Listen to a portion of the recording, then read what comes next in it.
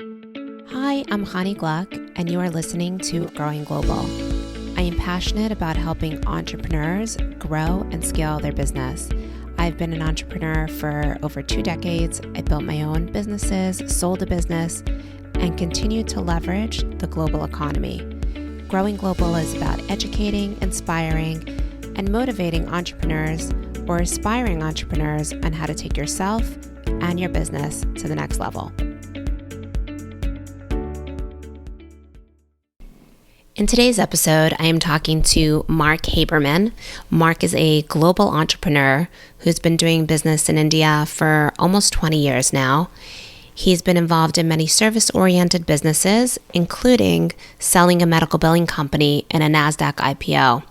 Mark believes that you need to pivot in your business every 5 years, the importance of being flexible and adaptable, focusing on your core competencies and developing them. I hope you enjoyed this conversation as much as I did. Hi, Mark, and thanks for being on today. Hi, good morning. Thank you for having me. For sure. Okay, so tell us a little bit about your background and how did you start outsourcing to India? Tell us how that started. It was actually more of a business school project. The idea was that services, for the most part, can be done remotely, theoretically, but there would have to be a medium of being able to deliver it. So with the falling costs of telecommunications and the falling costs of computing, it made sense that there would be a global boom in services that would be able to be done in lower cost countries and delivered to the higher cost countries.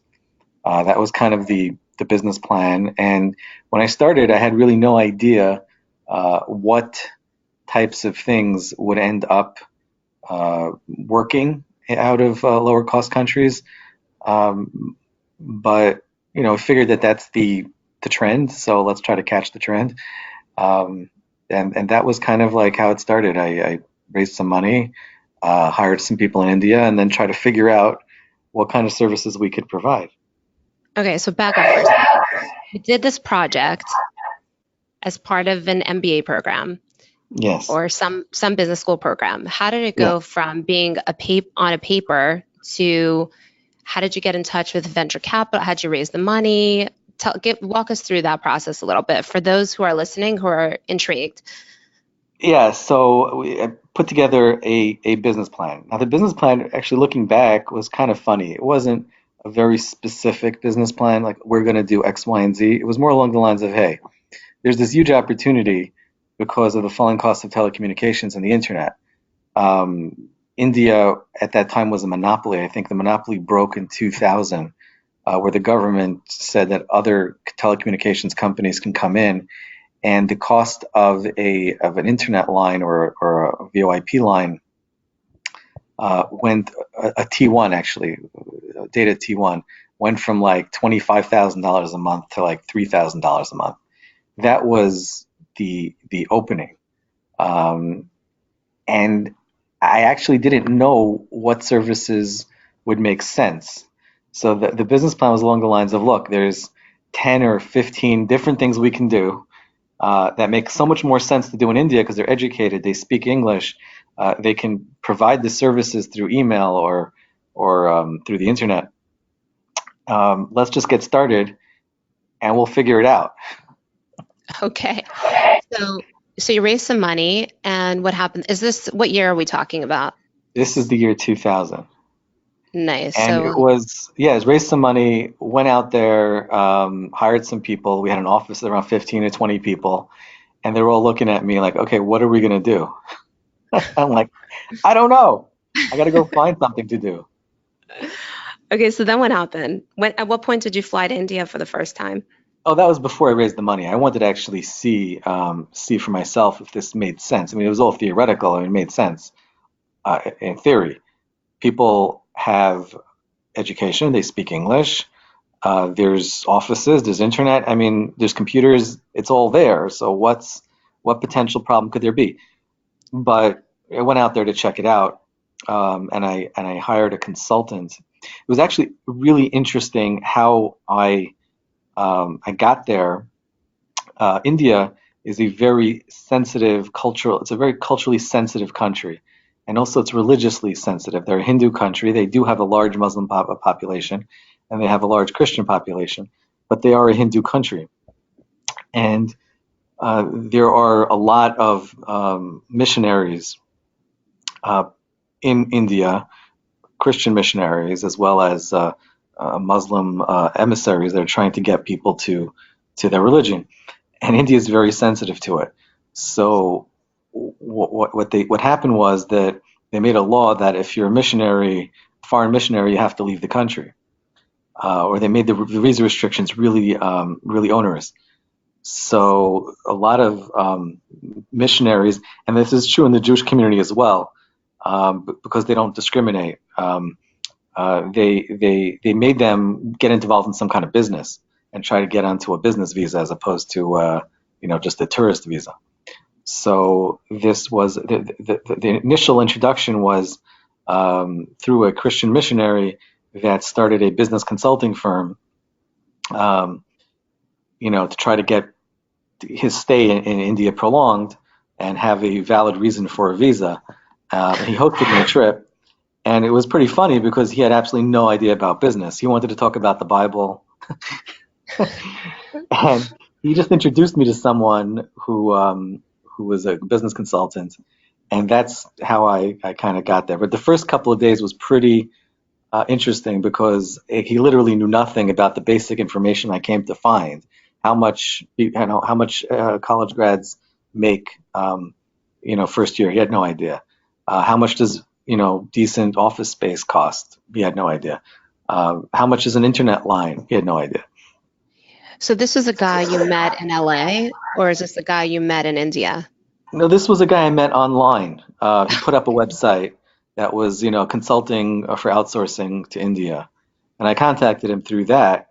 And they said, "Come and I'll, introduce you to people and I'll answer your questions." But I didn't realize that this was not really what he was trying to do. He was trying to just stay in India for his missionary work. That's funny. Wow. Yeah. Okay, so you get there. This consultant really can't help you much. What did you do next? Well, he did introduce me to some people, so he had no idea about anything. But we had some great conversations. But he introduced me to some people who answered my questions. And actually, the consultant I thought was really good, and actually, I hired him as my first employee. Not at the time, but a couple months later, when I raised some money, I called him up and I said, "Hey, would you like to work? We talked about this. Would you like to work for the company and get it started?" And he said, "Sure." Nice. Very cool. Okay, so you start this company and you start hiring a few people. Tell me how this works, like on this particular trip. Yeah, so we got office space. We hired some people.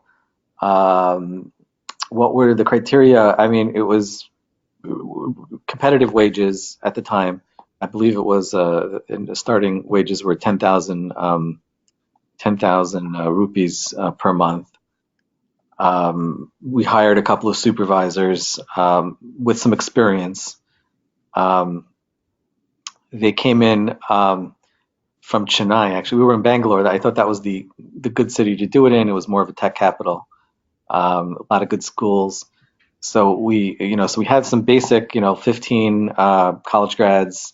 We had 3 or 4 experienced team leads, one manager, one CEO, one kind of like a facilities manager, someone to deal with the vendors, and one trainer who was actually a college professor of English. That was our company, and we had absolutely no clients. and and we were like I felt almost like that the story the Red-Headed League Yeah. where someone's hired from Sherlock Holmes, the Sherlock Holmes story from Sir Arthur Conan Doyle, where people were hired to one person was hired to just copy the phone book. So I kind of felt like that's what we were doing. We were just copying the phone book. Wild. So yeah, once I had again at that time, let's say there were 20 people in the company, the entire cost of operating the business was, let's say, it was for sure under $10,000 a month. So Right, I had enough money. Right. I had enough money to run for about a year. But at 10,000 rupees, to give everyone an idea, that's about $140. And you're paying $140 per employee per month. So you could have had a lot of Right. employees for $10,000 a month. Right, but the higher level employees, the Or higher more. level ones cost some more money. The CEO and the trainer and some experienced people cost more. Also, internet was not cheap. I think it was about $3,000 a month at that time. Yeah, so we started. Yeah, it was about 10,000 a month when I remember. And I put up a website. It's actually an amazing story. I put up a website and I tried to get some business, made some phone calls, did cold calling. Some people were like, what part of America is India in? That kind of response. Um, and I was getting honest. I remember. I mean, I was getting a little despondent. I mean, I was trying, and it was hard. My first big break was actually a company that I met with. They had they had an they were doing infomercials, and they had a very hot product called the Ab Slide. I remember the app slide. Yeah, it was a very popular product. And what they did was when they had this Ab Slide, they would put you so you purchase the product on through the infomercial, and they would put you on a program to for additional um, service, additional products, so that you'd be on a subscription. And a lot of people did not want to be on the subscription, so they would cancel. So they had to have some center dealing with the cancellations, uh, and also the refunds and cancellations. And also at that point, they did another product, and there was just an enormous amount of backlog. So I walked into this company, and the guy looks at me and says, "I have 40,000 emails I need to respond to." Wow. And I'm like, sure, we can answer that. So yeah, that was my first big break with this company, and we were able to handle 40,000 emails backlogged. Took us a couple of months to work through that, and there was yeah quite a bit of work coming in from this company. And then once we started our business, we put some more money into marketing, got a few more infomercial companies. One of our clients was Ronco from the famous Ron Popeil, the rotisserie grill. Mm-hmm. I don't know if you're Okay. familiar with that one. Yeah, I had that growing up. My mother would make rotisserie chickens like every night on those. Rotisserie grill, yeah. They also Yeah. had a number of products which were pretty cool. I actually met Ron Popeil. He sold the company, I believe, in 2007, and it went bankrupt in 2009. But I had them; they were clients of mine for quite a while. Okay, so And then how did that info? Sorry, go ahead. no, so I'm just saying like that was our initial start was in the infomercial world where there were a lot of customer support issues, and that was our initial So success. how did you get from the infomercial to the telecom? Tell us how that happened. It was just by chance, or did you go after it? Tell us about Right. how So that happened. once we had a base of business, the key thing was then to try to find new avenues and new angles to utilize that. So we had our core competency. What was our core competency? It was reasonably educated, reasonably hardworking people that were able to answer customer emails. But that wasn't really their core competency. Their core competency was that they spoke English, worked for a reasonable price, and were able to deliver the services through the internet, through email, or through eventually we opened a call, for phones, a call center. So that was their core competency, and there were a lot of different applications of what they could do. It just the market had to be ready for it.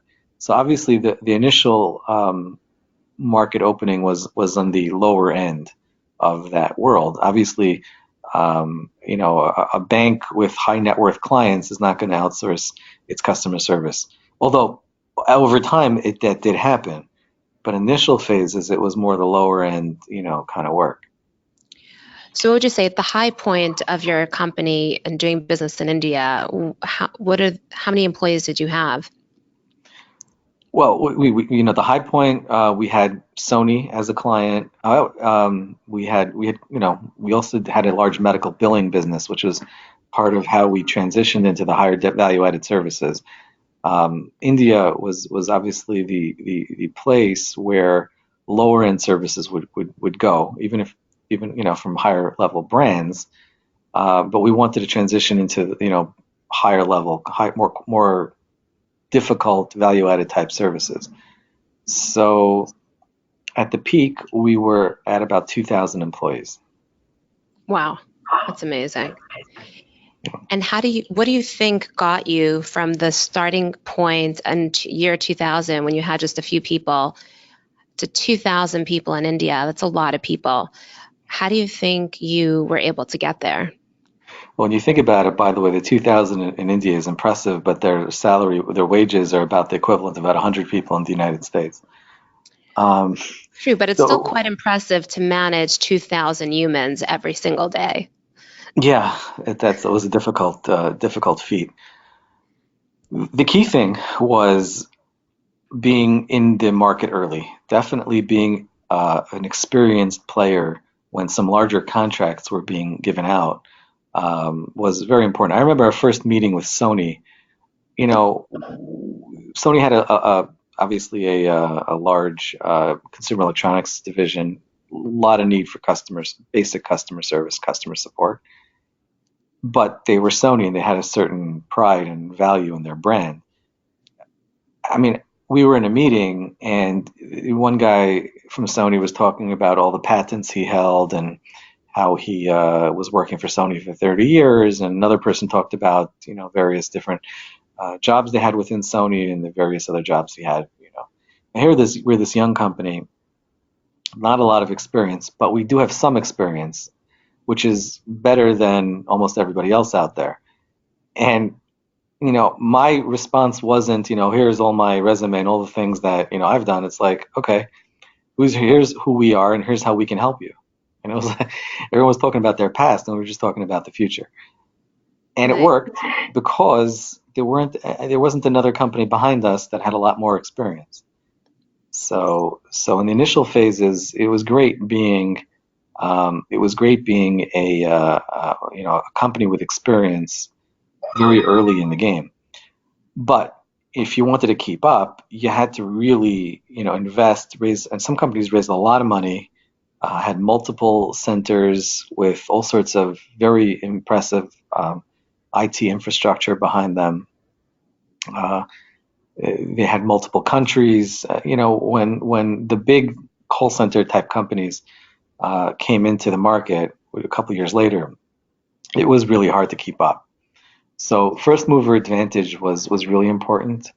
Um, but the key was it got really competitive on the lower end.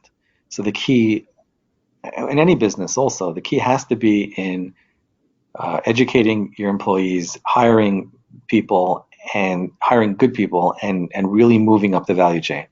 The only way to be successful over the long term is to maybe start out with the lower end work and do a good job, but it has to be moving up the value chain and providing more value added services where people trust you and have a long term value creation relationship with you. Right.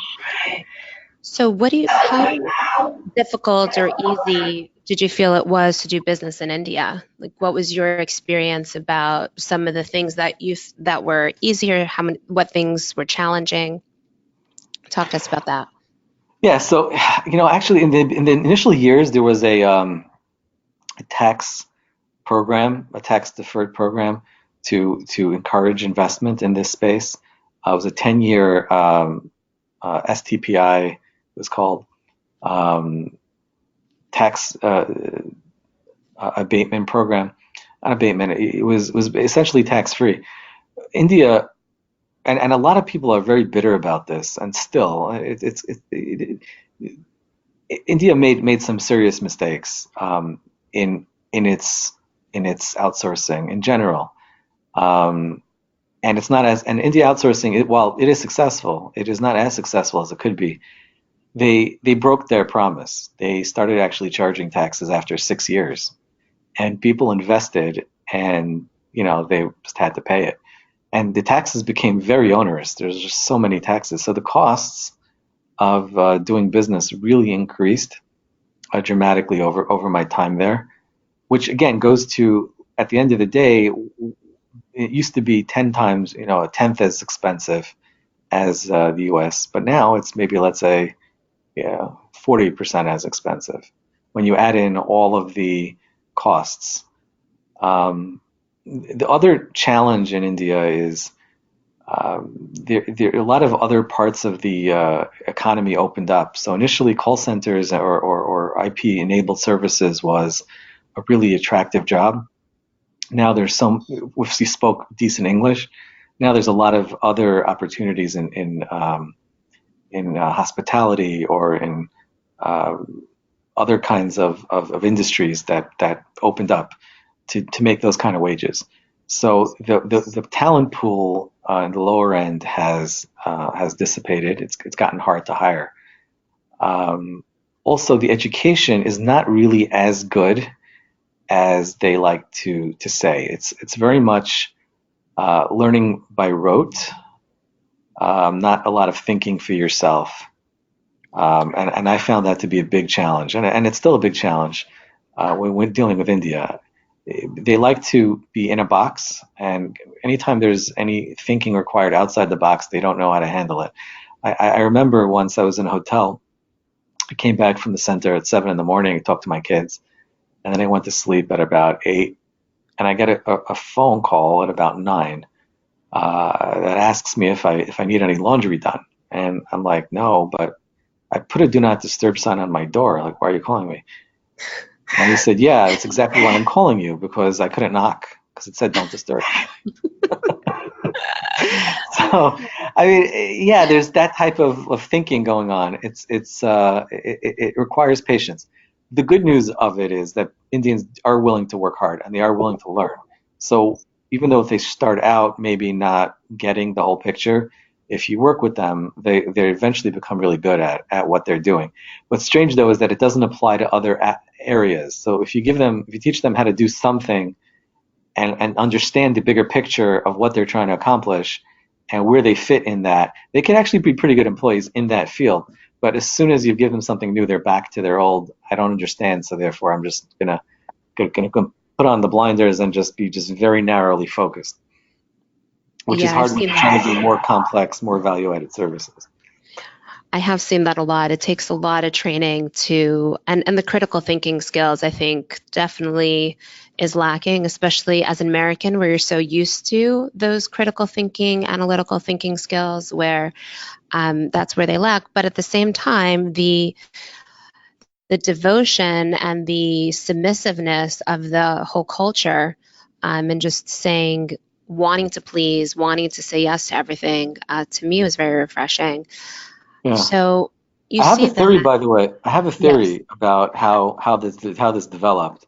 I know people talk about culture and talk about schooling. I think it's TV. When you grow up watching TV, you have a whole different viewpoint on the world. I can't explain it, but in when we hired people, the biggest determinant of success was if they watched TV as a kid. Okay, this is in India. If they watched Yes, American TV or Indian TV, or it didn't matter. any TV. Okay, so are you saying that most Indians do not watch TV because they don't have TVs in their home? I don't know about most, but a lot of people come from villages and they go to university for schooling, but they don't have TV in their villages. Maybe it's changed today, but back 15 years ago, 10 years ago, it was actually the best predictor, better than we actually did this study. What is the best predictor of employee performance? And we looked at grades or the type of school they went to, top-notch school, medium tier school, lower tier school, what their grades were, what they majored in, how good were their English language skills coming into the company. And actually, the number one predictor of success was, did they watch TV as a kid? That is amazing. I've never heard of that before, but I think it's brilliant. It's something I'm definitely going to weave into our interview process.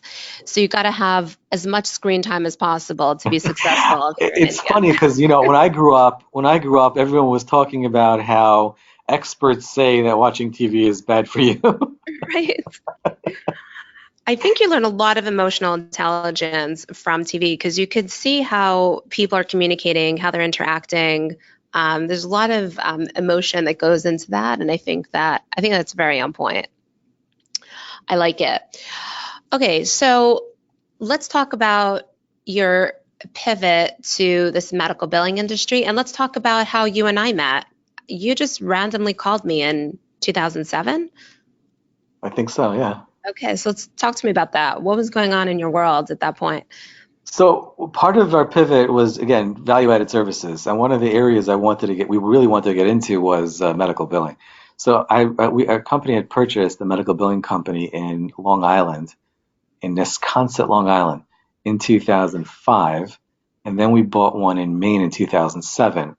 And the idea was to outsource as much as possible while providing a really stellar level of service to our clients. So medical billing, there's some parts of it that are client facing, high value interactions, and needs to be done by people that really know what they're doing. Then there's a lot of just work that's just inside a box that you could just delineate what it is, make sure it happens, and that's something that really works well with India. But you also have to understand what you're looking at, right? So we were doing our thing in Bangalore, and we had a separate team for medical billing, and the two offices that we had were just not moving work over, and it was just not working. And I really wanted to figure out why. And I wasn't the medical billing expert. And I came across, I'm not sure, again, I don't remember how I came across you, but I came across you somehow. And I just really wanted a consultant to look at what we're doing and help the process move along. These companies were profitable, but if we can move, let's say 30, 40, 50% of the work, it'd become really profitable. And I was getting pushback from the offices, and the people in India weren't experienced enough or expert enough to give me solid answers. So that's what I really wanted from them. Right. So you called me. I owned a billing company at the time. I wasn't doing any consulting work, but I think we got to talking, and I don't think you even knew that I had gone to India when you called me. No, I didn't. And then we started talking, and I told you I'd been to India, and you said, okay, I'm going to pay for your ticket, go down there, and tell me what's going on. Right. And I Mm-hmm. had no idea who you were. And I was going to meet you for the first time in India, right? I think That that's I when I don't first met remember. you. Yeah, I think actually no, I think we met in a restaurant on Kings Highway, maybe. Could be. Right. East Fourth. God, it's so long ago. Okay, could be. So we went to India, and I actually, were you there? You weren't even there at the first visit, were you there? I don't even know. I don't Maybe believe you so. were. No. So I checked out your team, and I said, okay, these guys, I was used to certain experienced people in Chennai and a certain quality. And I spent a couple of hours in your Bangalore office, and I said, okay, this is not going to work. Let's do something in Chennai. Luckily, you had something going on in Chennai, and your HR team was amazing and set up a bunch of interviews. I think we did 60 interviews in like 2 days and hired a core team and built this medical billing arm of your company, right? Yeah. Yeah. Chennai it's a hot city. I mean, weather is just unpleasant. Really. I They mean, say hot that's what. medical billing talent. It is the Wow. mecca of it is the mecca of medical billing. Like it is where medical billing is at. Yeah, your recommendation was, look, medical billing requires experience. And you need a core team of experienced people. We got to move to Chennai. That was the recommendation. And yeah, we went ahead and did that. And I think we built up at the time of the sale of the entire medical billing business. We had like 300 people there. Yeah, it's awesome. Yeah. So then you had this Chennai business, medical billing. You were getting into that. You kept buying billing companies across the country. And Mhm. then you decided you want out. What made you decide? Did you feel like you were at the peak of it, or you were just, what made you make that decision to sell? And also to sell, in a Nasdaq IPO, which is pretty cool. Tell us Yeah, it about was that. really cool. That was a lot of fun. Yeah, so the issue is as follows. Medical billing was becoming, we definitely we bought these companies, we did well, we were able to outsource a large percentage of the work. Things were going well on terms of the operational side and in terms of what we were doing. Where it got to be troublesome, where I was really struggling, was that the the the client base, potential client base, the addressable market was shrinking. The hospitals were buying practices. There was no particularly objective reason for this, except for the fact that hospitals were able to get reimbursed better, and the number of practices that were our bread and butter, which were the smaller practices, were just becoming less and less. Now we were able to hold our market, and we marketed, and we'd gain 5 or 6% in clients a year. And the early years we would lose maybe 1%. So we were growing.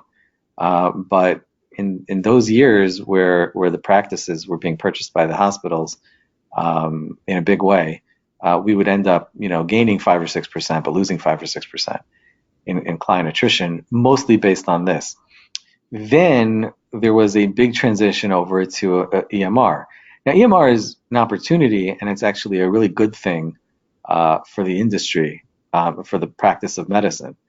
But a lot of these EMR companies were pitching their EMR as, you can get rid of your billing company because this software does the billing does the billing.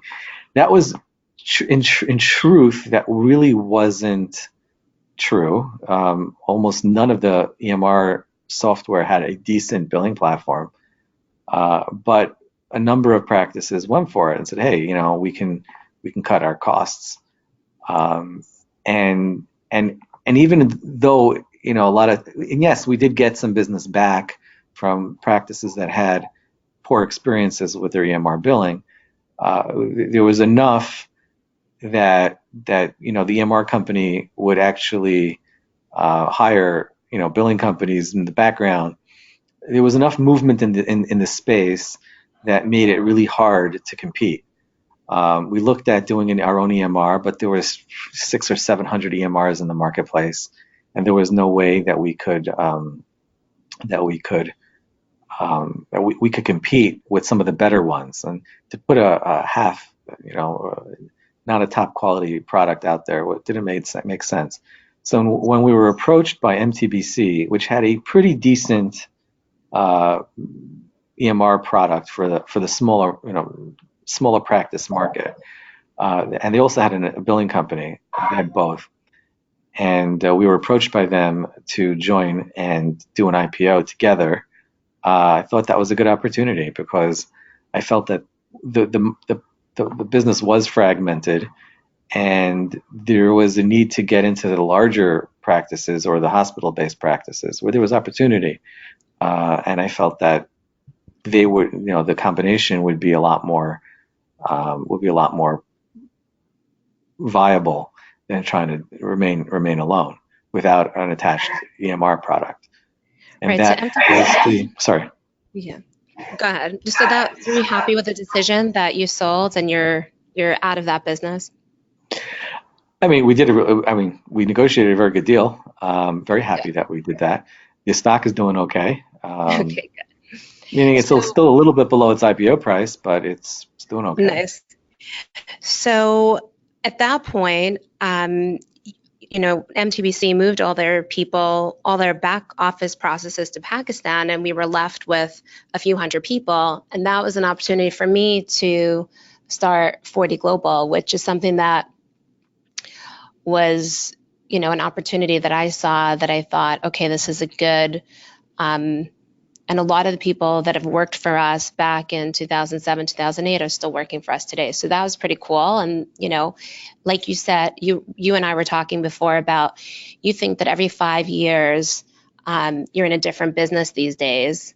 And talk to us about that. Is it because things are always changing and you have to tell us about what you see industry-wise? Sure, in every industry, technology moves along, and the sources of business change, and what people need change. It's really been, and there's opportunities and there's threats and everything. As I pointed out, in lower end customer relationships management, it's been automated. There's a huge business today. Some of the people that worked for me are involved in. There's tens of thousands of employees monitoring YouTube and Facebook content to take down objectionable content. They know, and we know, and I know, and you know, that the business is not going to be around for long because the automation of the tools, the automation tools that will be able to identify that content will get good enough to be reliable, and that will replace many thousands of people. But there's going to be another opportunity, right? So you always have to be, understanding of what the drivers of what you're doing are, and how things will change. And there's a tremendous amount of value in getting out in front of it and being there first. If you make a mistake, then you have to be able to adjust. But a lot of times the course of change will tell you where you have to be. So let's say smaller practices are being bought out by hospitals, then you got to get to the hospital billing, or if the software is changing how your business operates, you got to get out and start selling that software or integrating with that software, or making it part of your plans. So yeah, there's basically a 5-year cycle on just about everything.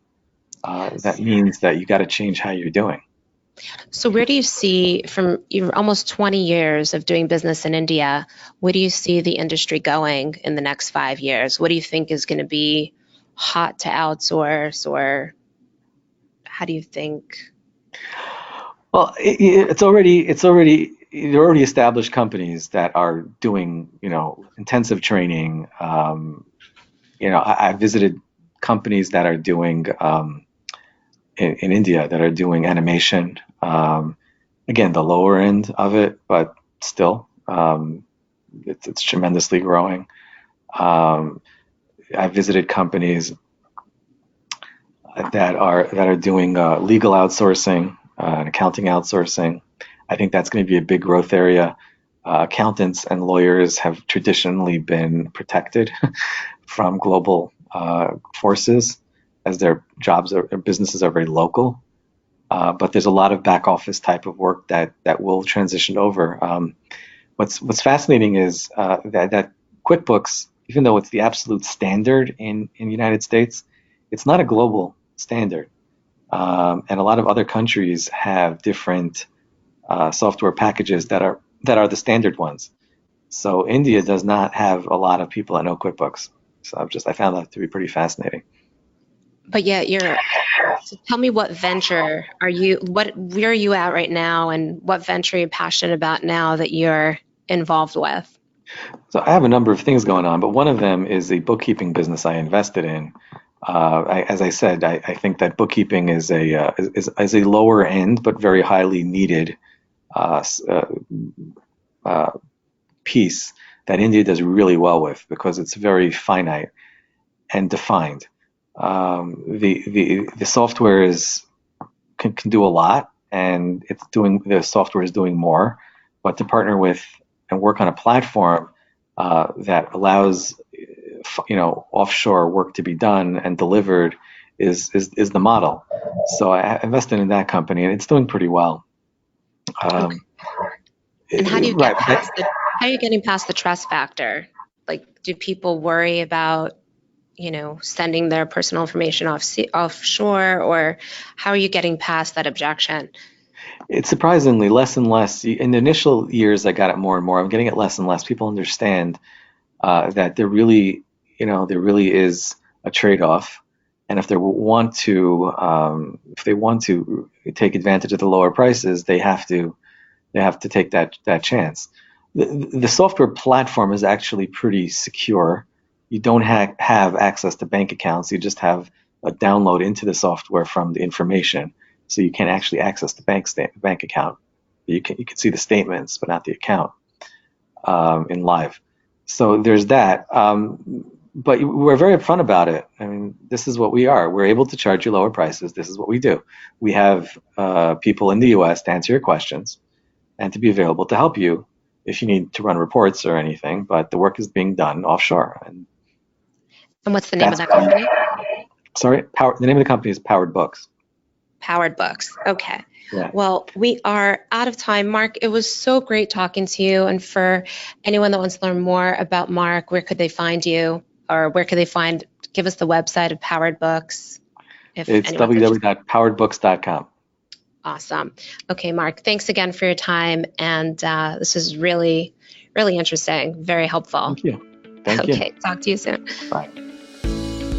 Thank you so much for listening today. For more information on how to grow your business, visit our website at 4dglobalinc.com. Click on the Owners Academy tab for more videos on sales, marketing, operations, and leadership. See you next time.